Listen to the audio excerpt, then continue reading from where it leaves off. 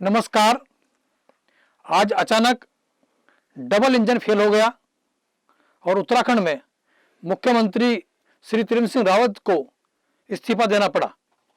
हालांकि पिछले 2-3 दिनों से ये जब विधानसभा सत्र चल रहा था भराड़ीसैंण में, वहाँ से ये सुगबुगाहट हो रही थी और 22 विधायक भाजपा के असंतुष्ट थे और उन्होंने करो या मरो की नीति अपना रखी थी।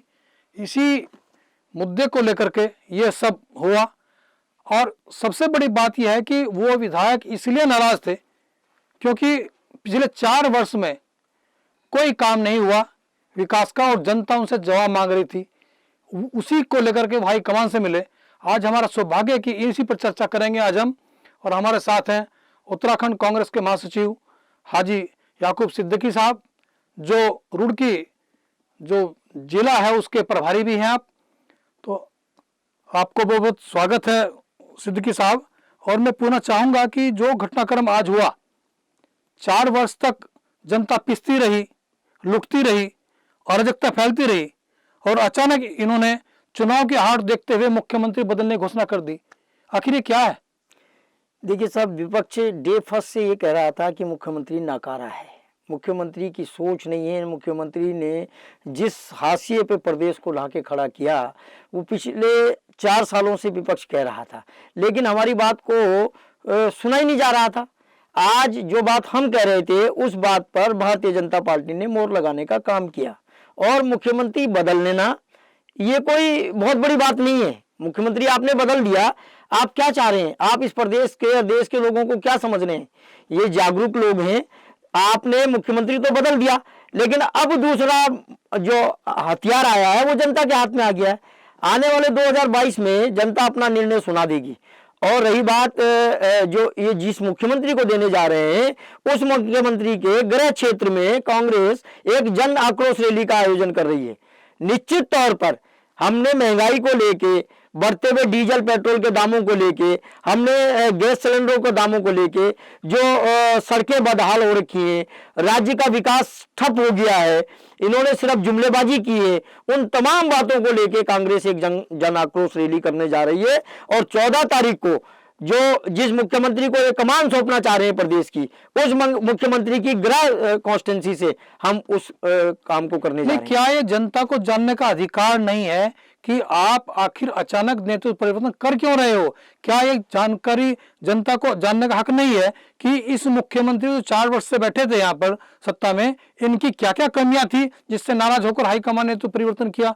दूसरी बात कि जो अभी हम सुन रहे हैं कि जो डिप्टी सीएम भी बना रहे हैं यहाँ पर, आर्थिक बोझ लगातार राज्य पड़ेगा, तो क्या ये नई परंपरा की जो शुरुआत है ये आम उत्तराखंडी जनता के लिए घातक नहीं होगा? इन्होंने साहब डे फर्स्ट से इन्होंने इस प्रदेश को लूटने का काम किया।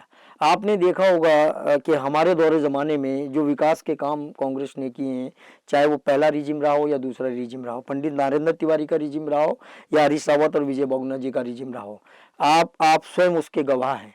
अब मैं हमेशा ये देखता था कि आपने भी 50 तरह के काम, विकास के काम कांग्रेस हुकूमत से कराए हैं। मेरा ये कहना है कि ये मुख्यमंत्री बदलने का जो स्टैंड है इनका, ये गुमराह करना चाहते हैं इस प्रदेश की जनता को। ये मैसेज देना चाहते हैं कि देखिए साहब, हमारे यहाँ ये सब, अरे तुमने 4 साल तक इस प्रदेश को बर्बाद होने की कगार पर छोड़ दिया।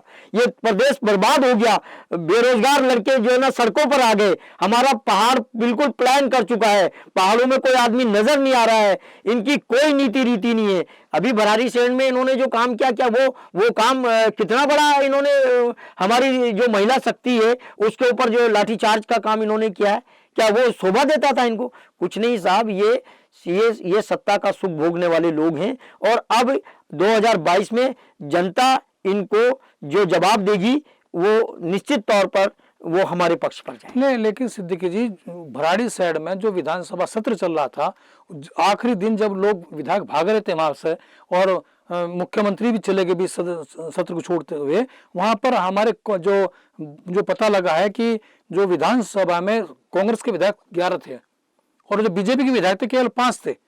तो आपने वहां पर अविश्वास प्रस्ताव क्यों नहीं लाया? आप क्या कांग्रेस की कमी नहीं है? नहीं देखिए साहब, हम अविश्वास प्रस्ताव, हमें ये जानकारी मिली कि भाई मुख्यमंत्री वहां से हेलीकॉप्टर से लोगों को यहाँ देहरादून भेज रहे थे।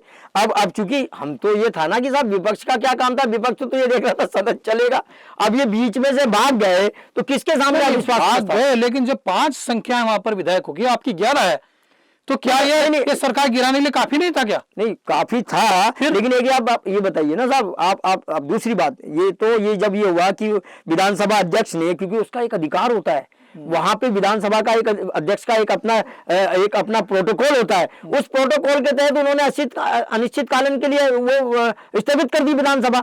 अब उसमें क्या करते हैं हम लोग, हमें भी वापस आना पड़ा। खैर, आप मुझे ये बताइए कि आखिर ये क्या होगा इस उत्तराखंड का, कि यहाँ पर नित्यानंद स्वामी जी, उसके बाद उनको मिड टर्म में बदला गया, उसके बाद भुवनचंद खंडूरी जी, फिर कोश्यारी जी, फिर निशंक जी, और फिर हमारे बहुगुणा जी, फिर हरीश रावत जी। आखिर ये पूरा टर्म क्यों नहीं कर पाते यहाँ पर? देखिए हमारी क्या ये उत्तराखंड के ऊपर आर्थिक बोझ लादने का एक नया षड्यंत्र तो नहीं है? निश्चित तौर से मैं आपकी बात से सहमत हूँ। निश्चित तौर पर इन तमाम प्रक्रियाओं में राज्य का बजट डगमगाता है, बिगड़ता है। लेकिन आपने देखा होगा कि हमने पहले, जब हमारी पहली सरकार थी 2002 की जो सरकार थी, वो 2007 तक नरेंद्र तिवारी जी ने चलाई, कहीं कोई दिक्कत नहीं आई। ये जो परंपरा स्थापित की है, ये भारतीय जनता पार्टी ने की है। पहला मुख्यमंत्री नित्यानंद स्वामी जी को बनाया, फिर कोश्यारी जी को बदल दिया, उसके बाद इनका दूसरा टर्म आया, हमारे बाद जो इनका दूसरा टर्म आया उसमें भी इन्होंने इस तरीके से किया। हमारे यहाँ चूंकि एक दिक्कत आई कि हमने 2.5 साल, ये बात थी कि हरीश रावत जी ने इस प्रदेश के अंदर बड़ा काम किया, हरीश रावत जी के नेतृत्व में ही चुनाव लड़ा गया, हरीश रावत जी की मेहनतों पर ही चुनाव लड़ा गया।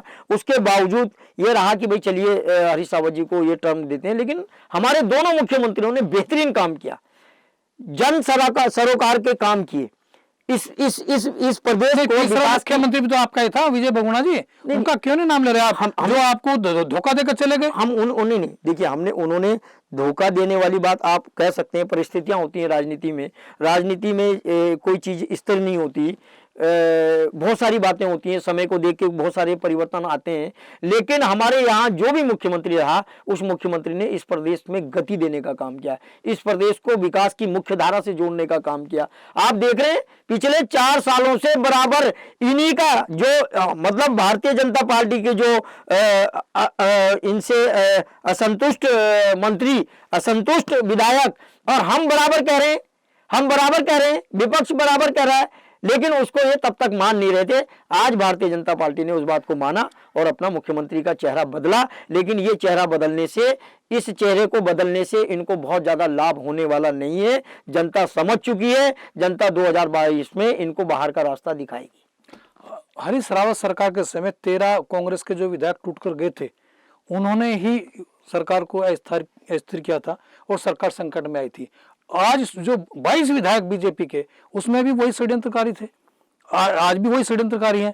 तो क्या ये जो असंतुष्टों का एक गुबार है, ये तब भी था और आज भी है? तो क्या हम ये माने कि ये परिस्थिति एक सामान्य रूप से चलती रहेगी और ये जनता को हम मूर्ख बनाते रहेंगे? देखिए साहब, ये छोटा पर्वतीय राज्य है और इस राज्य में, इस राज्य की जो सम्मानित जनता है, उसको इस पर थोड़ा सा अपनी निगाह गाड़नी पड़ेगी। मेरा आपके चैनल के माध्यम से उत्तराखंड की समस्त जनता से एक अनुरोध है कि वो उन चेहरों को पहचानें और पहचानने के बाद निर्णय लें। अगर वो पहचान कर निर्णय लेंगे तो निश्चित तौर पर उत्तराखंड के विकास पर वो मील का पत्थर साबित होगा। सिद्दीकी जी, ये 4 महीने का कुंभ होता है और 1 महीने में सिमट रहे हैं इसको, और जो बजट था वो 4 महीने का आया था। तो क्या आप नहीं मानते कि इसमें भी कुछ घपला हो सकता है? नहीं, घपला नहीं साहब, इन्होंने तो हमारी जो हिंदू संस्कृति है, जो हमारी व्यवस्था है, उस व्यवस्था को खराब करने का काम किया, हमारी भावनाओं से खेलने का काम किया। हमारे हिंदू भाइयों की जो भावनाएं थी, उनसे इन्होंने वो मजाक बनाया इन्हें। मैं आज आपके चैनल के माध्यम से इनके इस कृत्य के लिए, मैं समझता नहीं भगवान इन्हें कभी माफ करेगा।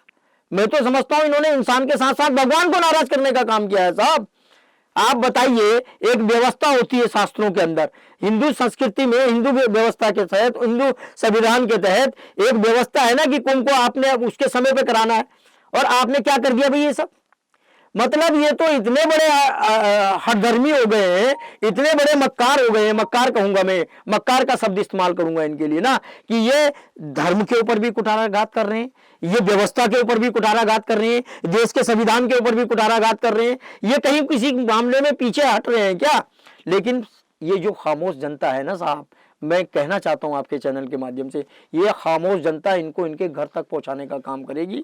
और मुझे उम्मीद है कि 2022 और 2024 में जनता इनको इनके घरों के अंदर बंद करने का काम। चलिए खैर, आप जो श्रीनगर में जो जन आक्रोश रैली कर रहे हैं वो तो पहले से प्रस्तावित आपकी, अब एक इसमें और इशू बन गया है, वो है मुख्यमंत्री बदलने का। और अभी तो कल मीटिंग होगी, उसके बाद कौन चेहरा आएगा ये तो नहीं कह सकते। हालांकि जो इशारा आप कर रहे हैं, मुझे तो उसका भी जो इस टाइम विरोध उनका भी हो रहा है जिनका आपने इशारा किया है, तो मुझे लगता है कि अस्थिर राजनीति की तरफ राज्य बढ़ रहा है।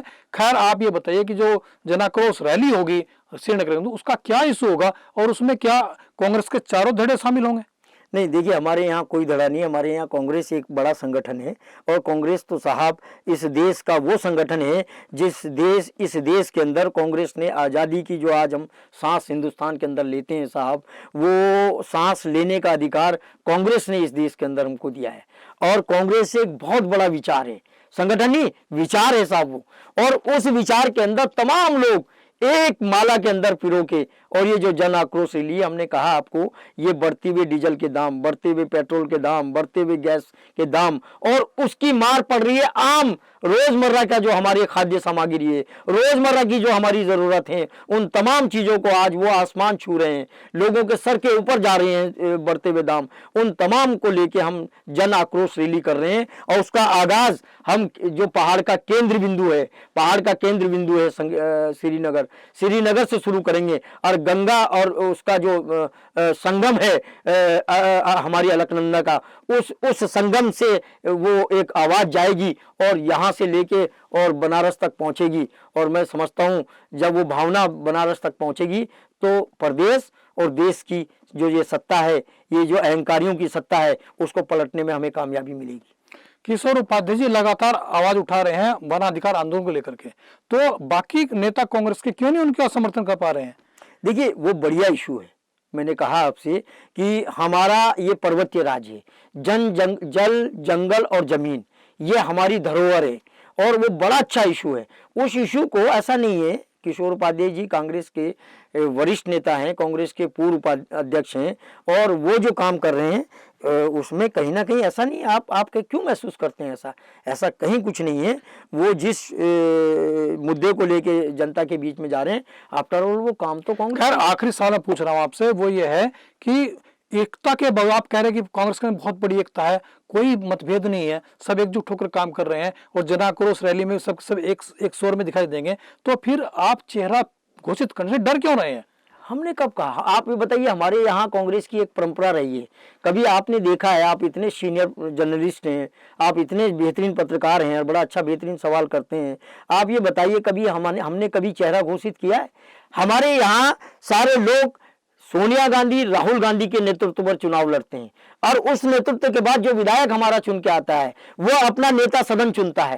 एक व्यवस्था है हमारी पार्टी की, ये बड़ा विचार है। मैंने आपसे कहा है, जिस दिन हमारे सारे विधायक चुन के आ जाएंगे, वो अपना नेता चुन लेंगे, जो हमारा नेता चुन लिया जाएगा वही हमारा चीफ मिनिस्टर हो जाएगा। सिद्दीकी जी ने बड़ा डिप्लोमेटिक जवाब दिया है कि लोकतंत्र में जब चुनाव होगा तब विधायक आएंगे, वो चुनाव होंगे, वो तो बिल्कुल सही बात है। लेकिन ये तो सब जानते हैं पर्दे के पीछे कि चेहरा भी होता है और साथ साथ मनोनीत हाईकमान ही करता है, जिसको चाहता है मुख्यमंत्री वो बनता है। बहरहाल इस वक्त तो रायता बिखरा हुआ है, और उत्तराखंड के अंदर जो त्रिवेंद्र सिंह रावत है वो 4 साल जनता के ऊपर बोझ डाल करके उतर निकल लिए। अब कौन आएगा और ये कांटों का ताज किसके सिर पर रखा जाएगा, और 1 साल के अंदर क्या भाजपा चमत्कार कर पाएगी, या फिर भाजपा को चुनौती देते हुए कांग्रेस जो जनाक्रोश है उसको भुनाने में कामयाब होगी? आपका बहुत धन्यवाद। फिर किसी से बात करें तो जय हिंद, जय भारत, नमस्कार।